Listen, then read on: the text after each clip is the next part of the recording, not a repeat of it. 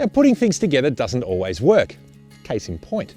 But back in 1994, when Subaru added some extra ride height and plastic cladding to a second generation Liberty wagon, well, they not only created something good, but they essentially set the trend for the whole crossover wagon market as we know it today.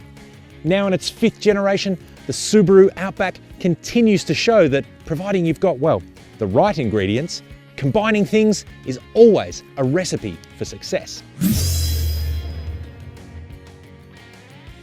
The latest Subaru Outback is now a standalone model, as its sister Liberty is no longer offered as a wagon. The revised look sees a new grille, smart new headlamps with LED running lights, updated wheels, even new mirrors.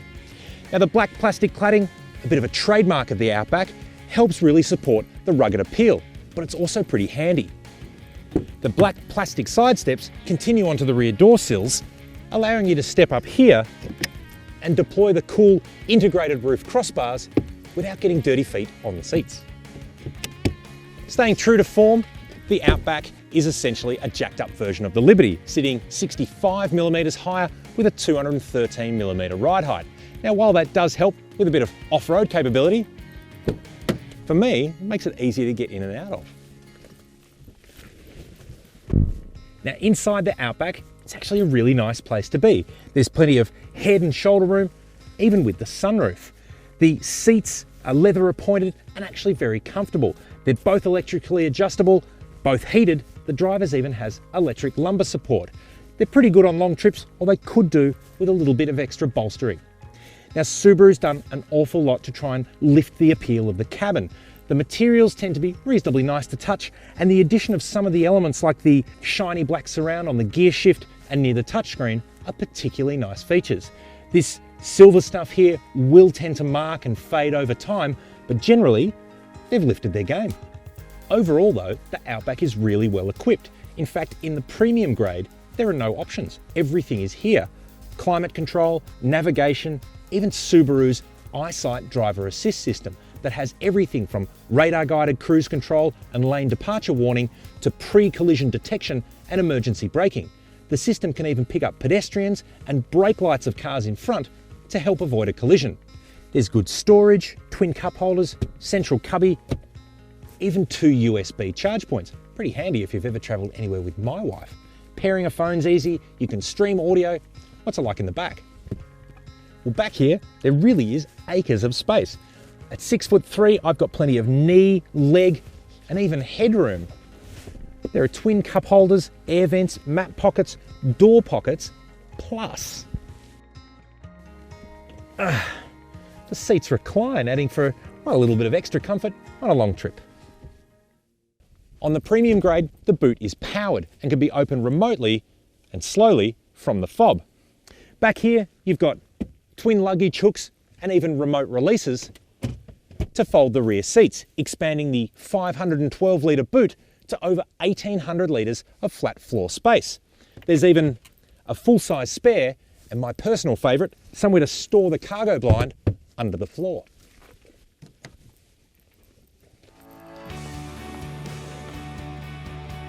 Well, on the move, the 129 kilowatt, 2.5 litre petrol engine, it shuffles the Outback along quite well.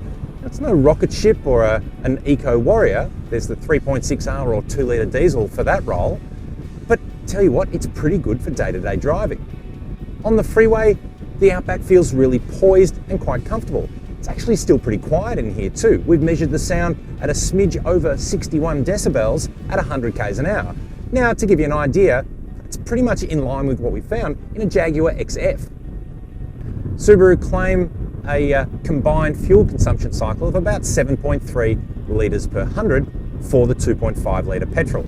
Now, our real world experience in this car has been a bit higher than that at 9.8 litres per 100. It has been largely urban, but we're on the freeway now, which really should bring it down. One of the big differences that you see in a Japanese car from a European one is, well, there's an awful lot kind of going on here. There are buttons on the steering wheel, on the dash, on the console, even on the lower dash panel. I counted 83 buttons and functions that you can reach here from the driver's position. You can change driving modes from intelligent to sport. You can even tip the transmission from drive to manual, giving the instruments a weird kind of yucky yellow colour. But given the output of the car and, well, the fact that it's a CVT transmission, other than giving you a nice little beep and a cool graph and perhaps a sensation of sportiness, it doesn't actually really do much. Now, being a proper Subaru, the Outback features constant all-wheel drive. Certainly good if you're going to take it off the beaten track, particularly in sandy or snowy terrain. But for day-to-day driving, what that does is give you a certain predictability about the car's performance and handling characteristics. It's an added level of safety and surety combined with the eyesight system and 5-star ANCAP. It certainly makes the Outback feel like a safe proposition. Now, the raised ride height of the Outback and the off-road geared suspension does make it a relatively firm ride, but it's not a harsh ride. You do feel all the bumps and imperfections in the road, but particularly around town with cobbles or speed humps, the Outback rides over them supremely easily and comfortably and never crashes about. As a family touring car, I tell you what, the Outback really just eats up the miles. It's a really, really nice car. I can imagine Melbourne to Sydney to Brisbane and further. Family loaded up in the Outback, loads of fun. Now come off the freeway and get into some of Australia's outback, or at least here, out the back of Melbourne. And the Outback again handles B roads really nicely. You do feel the bumps, but it soaks them up quite well, and it's still very comfortable for passengers. Turn in, it's direct, it's perhaps erring to the side of heavy, but it's certainly manageable and very, very easy to live with. Well, in all, the 2015 Subaru Outback really is a terrific package. It's smarter and more premium than it ever has been, and it's still just as capable and livable as it ever was. Now, it may not be up to the premium levels of some of its European counterparts like the Audi Allroad or Volvo XC70, but you know what? Neither is the price, because that's the best bit. The 2015 Subaru Outback range starts from just over $35,000. And in fact, this car, a fully optioned premium 2.5 litre petrol, is just over $40,000. Now that's a tremendous amount of value for a car that stays true, unlike our chocolate, to Subaru's original recipe of melding station wagon livability with off-roader practicality. And I tell you what, it's a combination that still works.